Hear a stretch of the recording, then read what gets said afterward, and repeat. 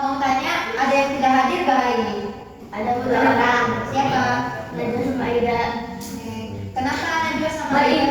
Nggak tahu. Apa sakit atau izin?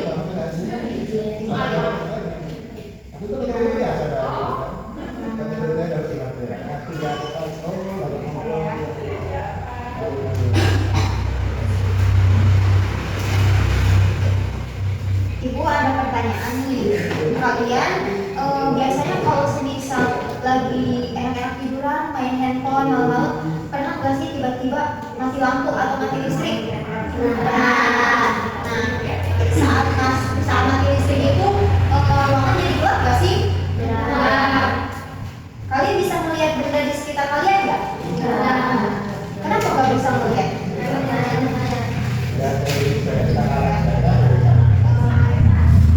Biasanya kalau semisal lagi mati lampu nih, kalian ngelakuin apa sih atau ngapain sih biar ada penerangan gitu?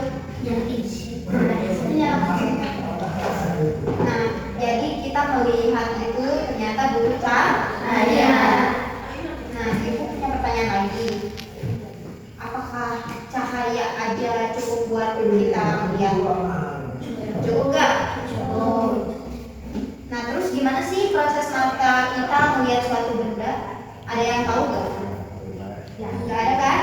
Nah, makanya hari ini kita cari tahu jawabannya melalui kegiatan penyelidikan dan percobaan sederhana. Ibu bacain tujuan pembelajarannya dulu ya. Nah, setelah kalian ini, kalian itu diharapkan bisa mengidentifikasi bagian-bagian mata, menjelaskan bagian-bagian mata, terus menjelaskan proses melihat. Jadi lalu menyimpulkan pentingnya cahaya bagi proses melihat. Terus, nih ibu ada satu gambar.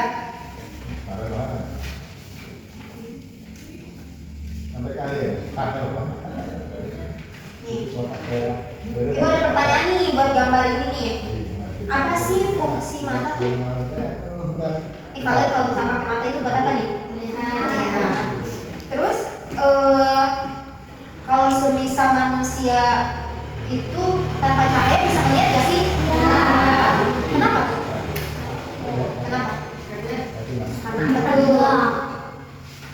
Nah, untuk membuktikan hal tersebut, kita akan melakukan penyelidikannya. Sekarang ibu mau membagi kelompok menjadi 3 kelompok ya. Masing-masing kelompok di sini kan yang hadir 10 orang. Jadi ada yang 3, ada yang 4. Nah, silakan bentuk kelompoknya. Masing-masing. Sudah dibentuk? Ibu bagikan LKPD-nya dulu ya. Rafa ambil.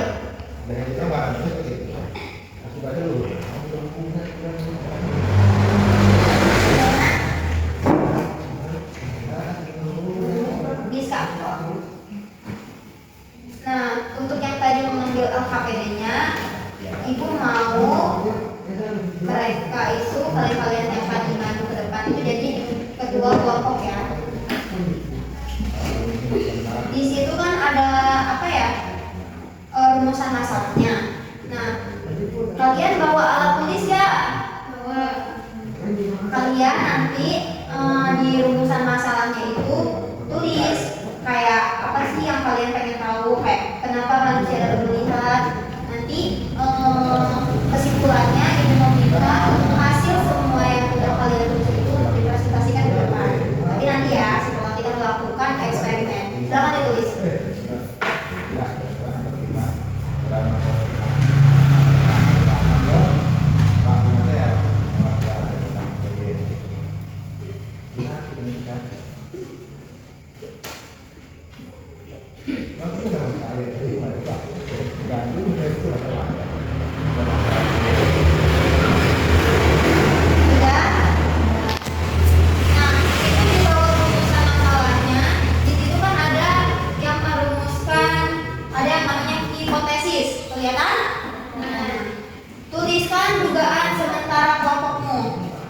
Jadi kalian di situ tuh tulis sama dugaan kalian apa sih, kayak contohnya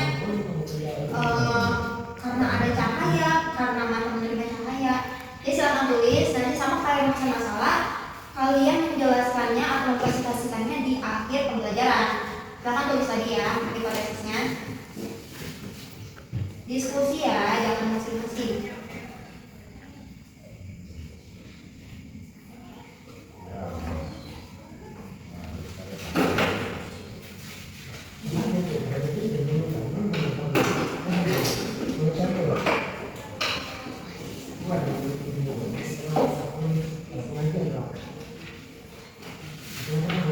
Sudah? Nah, terus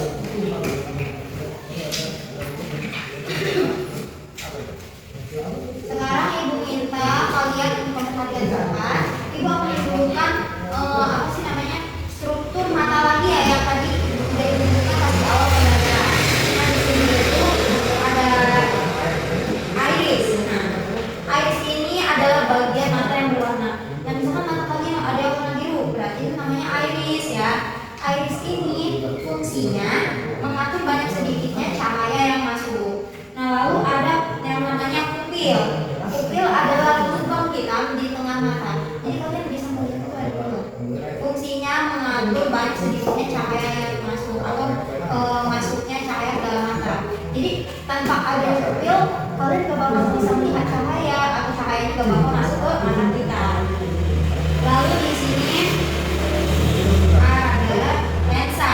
Nah, lensa ini berfungsi memfokuskan cahaya agar jatuh tepat retina. Nah, retina itu berfungsi menangkap bayangan benda. Misalkan kayak kalian melihat nih ada meja ada bayangannya nggak kalau kena cahaya? Nah, yang dihasilkan retina itu adalah bayangannya. Lalu ada saraf optik. Nah, ini nih saraf optik. Saraf optik ini berfungsi meneruskan informasi dari mata menuju ke otak. Jadi kalian melihat meja, apa yang udah ada di otak kalian, itu meja. Nah, itu masuk yang dihasilkan oleh saraf optik. Nah, ibu sekarang mau melakukan eksperimen, yaitu yang dihasilkan oleh gelap dan terangnya cahaya. Jadi misalkan malam nih, kalian gak ada penerangan cahaya apapun. Jadi kalian itu bingung, gimana ya, kan gak ada cahaya. Aku takut ada apa-apa. Takut di jalannya ada ular atau ada kalajengking, takutnya ngegigit kan, pasti membutuhkan cahaya. Jadi tadi ketua kelompok yang udah ibu tugaskan, itu ketua kelompoknya untuk maju ke depan satu kelompok satu. Nanti ibu acak ya dari kelompok 1 sampai kelompok 3. Jadi nggak cuma berurutan, sama kelompok 1 dulu enggak ya. Jadi kelompok 1 bisa, kelompok 2 apa, kelompok 3 Zena. Nah, misalkan siapa tahu Rafa dulu, yang dulu Zena dulu baru bisa.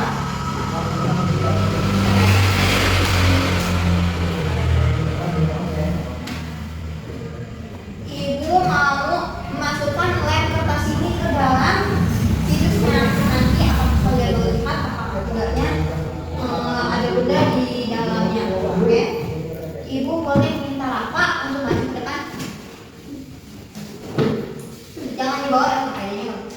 Itu nanti buat presentasi kalian di akhir. Nah, Rafa bisa duduk. Rafa pegang, lalu lihat sih intip gitu ke dalam lubang ini. Kelihatan nggak ada barang di dalam? Nggak ada. Oke, ibu mau pakai sensor deh agar Rafa bisa lihat. Nggak ada, nggak ada.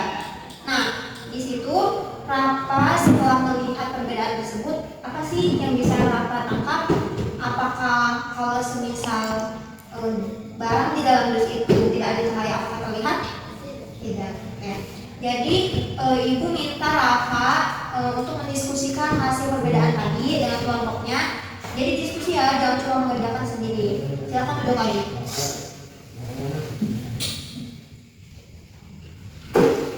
Nanti itu hasil pengamatan kalian yang baru maju tadi, kalian catat di LKPD.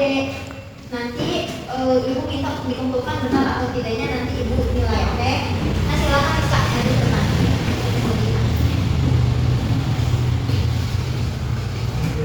Seperti Rafa tadi, intip lubang di belah sini atau belah sana, ada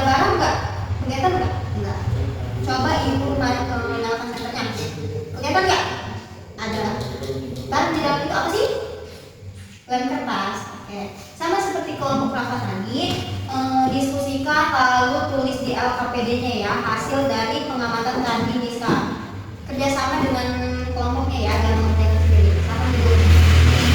Kelompok selanjutnya Jana.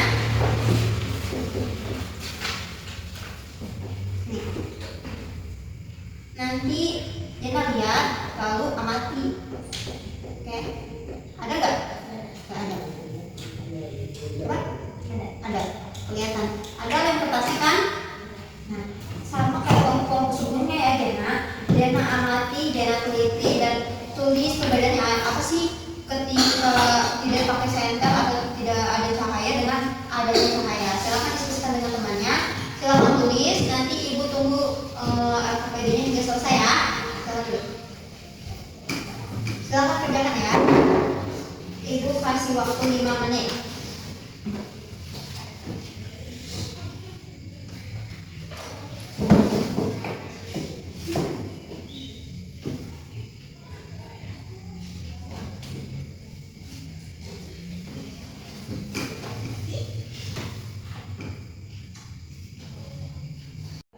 Sudah semuanya? Sudah. Nah, sekarang kalian bandingkan hasil percobaan dengan hipotesis yang telah kalian buat. Coba, apakah hipotesis kalian sudah benar? Benar. Terus, apa sih yang menyebabkan benda dapat bergerak? Benar. Nah, tadi kan sudah menulis hipotesis dan rumusan masalahnya ya? Nah, ibu minta kelompok satu ketuanya untuk mempresentasikan ke depan. Mulai dari Jena, silakan. Assalamualaikum warahmatullahi wabarakatuh. Waalaikumsalam warahmatullahi wabarakatuh. Perkenalkan, nama saya Jena dari kelompok 3. Di sini ada rumusan masalah. Mengapa manusia dapat melihat? Karena adanya cahaya. Apakah cahaya diperlukan melihat? Karena mata menerima cahaya. Bagaimana proses melihat terjadi? Karena cahaya masih ke mata. Lanjut kelompok Miska. Silakan maju ke depan, Miska.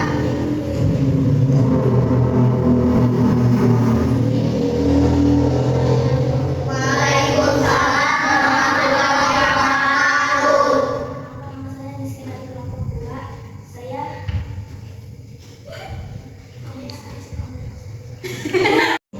Assalamualaikum warahmatullahi wabarakatuh. Waalaikumsalam warahmatullahi wabarakatuh. Kenapa nama saya Rizka dari kelompok 2? Di sini ada rumusan yang salah.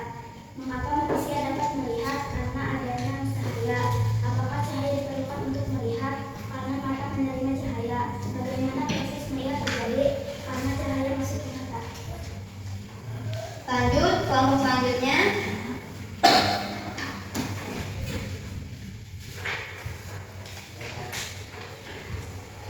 Assalamualaikum warahmatullahi wabarakatuh. Waalaikumsalam warahmatullahi wabarakatuh. Perkenalkan, nama saya Rafa dari kelompok 1 akan membacakan sebuah rumus masalah. Pertama, mengapa manusia dapat melihat? Karena adanya cahaya. 2. Apakah cahaya diperlukan untuk melihat?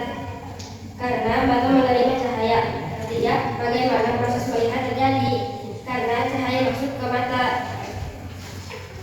Baik, semua kelompok sudah mempresentasikan hasil diskusinya tadi ya. Nah, jadi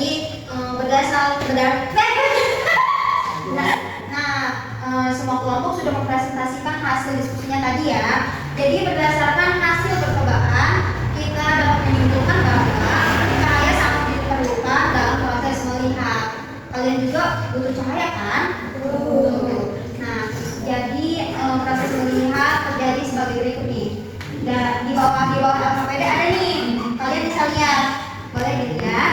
Nah, ini adalah bagian proses melihat dari cahaya masuk ke kornea, lalu ke pupil, dari pupil ke lensa, nah lanjut ke retina, lalu saraf optik, yang terakhir ke otak.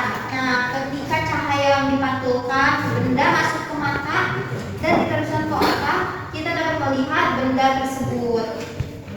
Nah, jadi apa yang bisa kalian pelajari hari ini adalah tentang bagan proses melihat, lalu cahaya itu bagaimana masuknya ke mata. Lalu apa sih manfaat cahaya dalam kehidupan sehari-hari? Manfaatnya adalah kalau ada cahaya kita dapat melihat. Nah, ya bagus. Hari ini Ibu dapat menyimpulkan bahwa kita telah belajar mata merupakan alat indera penglihatan, mata memiliki bagian-bagian dan fungsi yang berbeda, seperti pupil kan fungsinya beda ya. Lalu saraf optik beda, oke? Cahaya yang dipantulkan benda masuk ke mata diteruskan ke otak sehingga kita dapat melihat. Nah, untuk memperdalam pemahaman kalian, Ibu akan membagikan soal evaluasi dan mempelajari kembali materi yang telah kita bahas hari ini di rumah. Nah, tugasnya ini ya, gak usah dikumpulkan. Jadi hanya untuk pembelajaran kalian di rumah untuk memperdalam untuk materi selanjutnya atau pertemuan kita selanjutnya ya di PAS.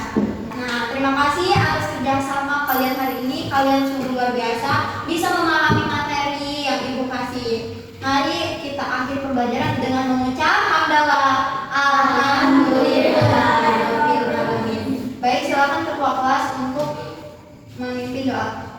Sikap teman-teman sebelum pulang, mari kita membaca hafalan. Alhamdulillahirobbilalamin. Nah, silakan kalian untuk bubar ya, karena pembelajaran